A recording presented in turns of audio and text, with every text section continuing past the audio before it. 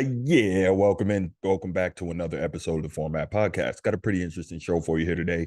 Going to talk some NBA real quick before we get back to football in another episode. But this one is something I had to touch on. We're going to talk about James Harden, and this guy is something else, isn't he? But before we get to that, you know what time it is. If you haven't already and you're here on YouTube, please go ahead, click that subscribe, that like, and that notification bell so you can be kept up to date whenever new episodes of the show and new content drops on the channel. If you want the audio only version of the podcast, you know what to do there too. Open up your audio podcast platform, hit the search bar, type in the Format Podcast. We should come up. You can go ahead and subscribe right there. And if you like the content, give us that 5-star review. Make sure you share the podcast with friends, enemies, family, whoever. Make sure that if you know anybody who loves sports talk and maybe wants to hear a different voice and a different viewpoint on things than you might hear on the major and mainstream sports media channels, then tell them tune in, check it out. Hopefully they like it. But you know what happens when you do those things? It helps us find more sports fans. It helps more sports fans find us. Now let's get right to it. James Harden. James Harden. Man, the NBA has always pretty much been a players' league, right? Because unlike the other major sports, it's a league where if you have an incredibly talented player or a player who can do a lot, they can affect the course of winning or losing much more so than, say, American football or soccer. American football is a team where they call it the ultimate team game for a reason, right? You have 11 guys on the field at once that need to work in unison, everyone doing their job, but yet working together to have success. That is a sport where it's truly difficult, no matter how incredible the star power of that one player, to lift it over the top if the rest of the components around it aren't good. You look at a game like baseball, same thing. No matter how great the individual player, you need a lot more help to win at a championship level. Basketball, obviously you need help to win at a championship level, but at the same time, you can have one player who is so good or so great that they can turn around the fortunes of a team or a franchise immediately. And then after that, you kind of put a couple of pieces around them and they can go ahead and take it over the top. But that's why it's the ultimate team game. And with that, that's why it's the ultimate players league. And with that, you're going to have players who, if they are at that level, they're going to have a tremendous amount of power within the organization. So now you see an example of James Harden, who he's probably going to be a Hall of Famer. I think most people would say he is already. I'm sure a lot of people would call him maybe a top 10 shooting guard of all time. I haven't really set out and fleshed out a list of top 10 shooting guards of all time. In my estimation, I don't think I would put him at in the top 5, but maybe he makes the top 10. He's had a tremendous career. But this is a guy who, man, he was in China recently, and he had some serious comments to make about the Philadelphia 76ers general manager, Darryl Morey. So let's go ahead and check those comments out. And when we get back, we'll discuss it. Darryl Morey is a liar, and I will never be a part of an organization that he's a part of. Let me say that again.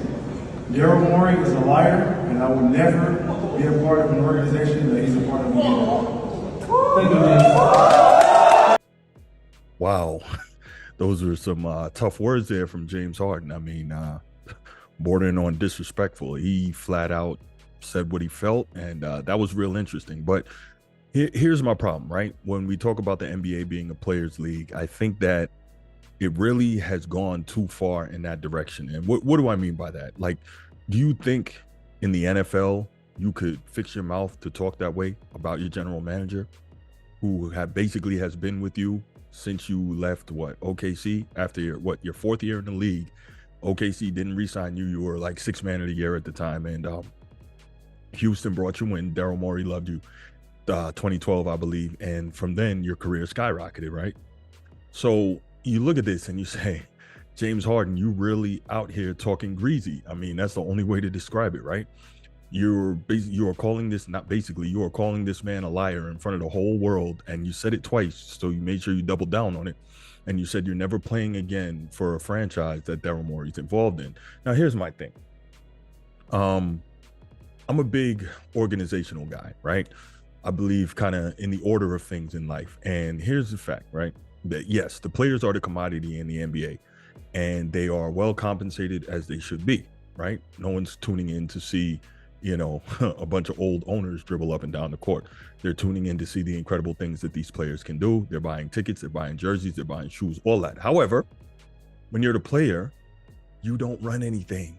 You're not the one cutting the check, right? You're not the one making decisions. You're not the one making it happen. So this mentality that a lot of players have in terms of, it's going to be what I want it to be. I'm going to say what I want. I'm going to do what I want. And that's not going to make it happen. So you call Darryl Morey a liar. You disrespect him. Now, I'm not saying I know everything that went on behind the scenes. So let me make that clear. But if you're thinking in this instance, I'm on the side of the organization, you're absolutely right. Okay. First of all, Darryl Morey is the reason that you've made over $300 million in career earnings in the NBA, right? He brought you to Houston. You did your thing. He got the coach that works for you, all that, right? So let's imagine had that not happened, that 300 million that you made in the NBA, you probably wouldn't have made all that. The shoe deal from Adidas that I think is a $250 million, 250 million that you got from them, that doesn't happen, right? So all this stuff that's happening came as a result of this guy that you're calling a liar. Okay, cool. Now, if you look at it, James Harden, one could easily say that you're the liar because you promised the Houston Rockets that you would do something, and that's everything in your power to lead them to a championship. And when it came down to it, we saw on multiple occasions in the playoffs, you literally flamed out. You failed. You disappeared. Multiple occasions in the NBA playoffs when you had the chance to get your team to that next level and do something that no Rocket has done since Hakeem Olajuwon and his crew, right? You couldn't get it done. You either couldn't or refused to. You either lacked the skill or the will or the intestinal fortitude, whatever you want to call it, to get that job done, right? And then when you weren't happy there anymore, you basically became super unprofessional. You got fat and out of shape. You forced your way out of Houston and forced your way to Brooklyn. Okay. Houston traded you where you wanted to be. You went to Brooklyn. All right. You played well there for a while. Then you decide you don't like the situation there. There's a whole lot behind that. Kyrie Irving, blah, blah, blah. You decide you don't want to be there. You force your way out of Brooklyn. Okay. Now you go to the 76ers and you're playing well there. I think 21-10 this past season. I believe you led the league in assists and, 21 points a game. You're not quite the scorer that you were in the past, but you can still put up huge games, right? Okay, cool. All that's great. You helped Joel Embiid get his first MVP award, most valuable player of the league. Okay, great. All that is fantastic. Then what? You don't like what's going on. You want to be traded to the Clippers, right? And a lot of it maybe has to do with Doc Williams and that whole situation. Doc Rivers, excuse me. Now, I can't say for sure I know, but there have been things said that you were involved and part of the reason that Doc Rivers is no longer the head coach in Philadelphia. Okay, whatever. Okay. I don't know. I'm just saying these are some things that you hear. Scuttlebutt. Now, all of that, you want to get traded to the Clippers. So not only do you no longer want to be in Philly and you want to be traded, you want to demand where they trade you to, right? You demand that you get traded to the Clippers. And I guess Darryl Morey tried to make that happen for you, but the Clippers aren't giving up what he wants in return. And here's the deal. If you don't have a no trade contract, a no trade clause in your contract, and I'm the GM, you go where I send you, plain and simple, because the fact is this. I'm not just going to do you a favor and screw over my franchise who I work for, because at the end of the day, I could do you a favor and screw over the franchise, and then I'm fired after that because I didn't do my job. Okay. So now the Clippers deal falls through. I don't know if Darryl Morey promised him he'd get him to the Clippers or not, but that falls through. And realistically, if I'm the Clippers, that would have fell through too. Why do you want James Harden? What has he proved that he could do in terms of getting you any closer to a championship than you've been? He's not that guy. He's not that guy. He has done nothing to prove to you, right? Or anyone in this league that he is a guy that can get a team over the hump and win a championship as the 1, the 2, or the 3. We've seen it. We've seen this guy consistently melt on the big stages from the time he was 6th man in OKC and they went to the NBA Finals, I want to say 2012, against 2011 and 2012 season against the Miami Heat and LeBron. I think that was LeBron's first championship, right? You disappeared then when they needed you. Then you disappeared multiple times, as I said, with the Rockets. And then you disappeared, well, not disappeared, but you forced your way out of there. You weren't professional, forced your way out of there, went to the Nets.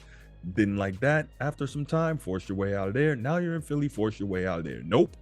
Nope, nope, nope, nope, nope. I am not bending the knee to you, James Harden, if I'm the Philadelphia 76ers.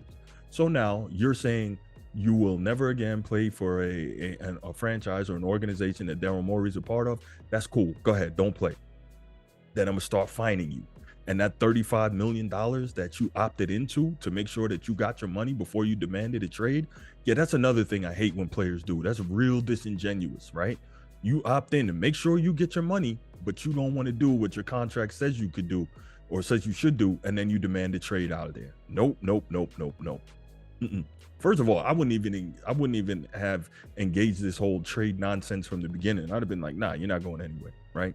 You can leave when you're a free agent, but no, you're not going anywhere. And realistically, hey, what's he gonna do?